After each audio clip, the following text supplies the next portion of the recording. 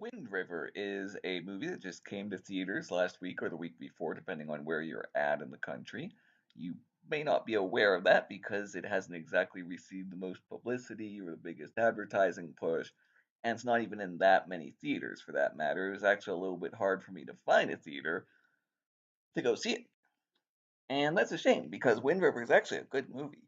As you can see here, it stars Jeremy Renner and Elizabeth Olsen, and it is in many ways a genre movie. It's a mystery thriller about a hunter and an FBI agent who are trying to solve the murder of a young woman.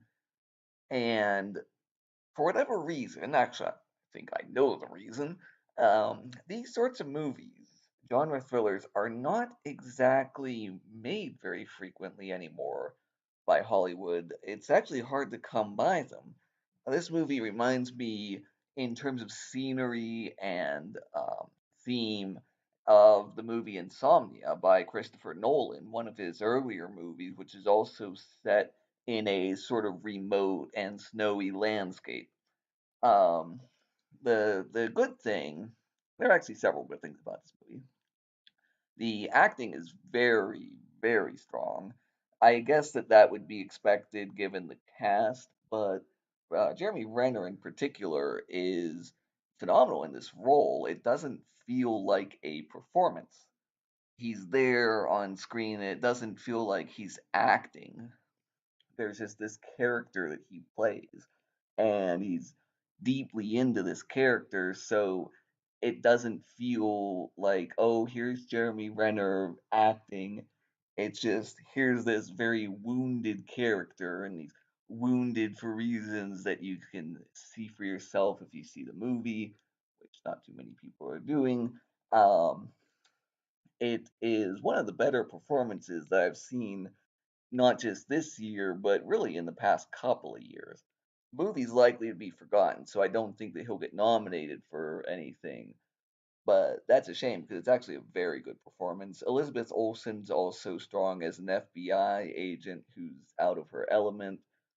She has been good really in everything that I've seen her in, so you could go back to her early work. I hope I'm gonna get the title right. Martha Marcy May Marie, I think.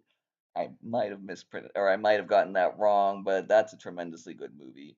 This is another good performance by her, and the cast in general is very strong.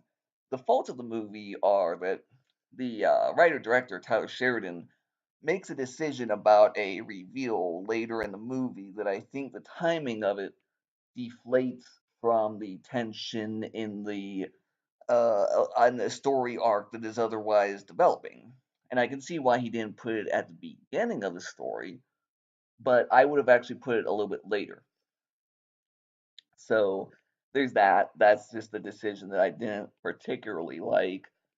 Occasionally, the dialogue feels a little bit overwritten. Um, that's a somewhat more minor problem, but that does come up that occasionally it feels like there's a little bit of overwriting to the dialogue. Those are fairly minor critiques. This is a good movie. You can see that the people who have actually seen it tend to like it. I liked it too. I'm going to give it 8 out of 10 stars, and I definitely recommend seeing it.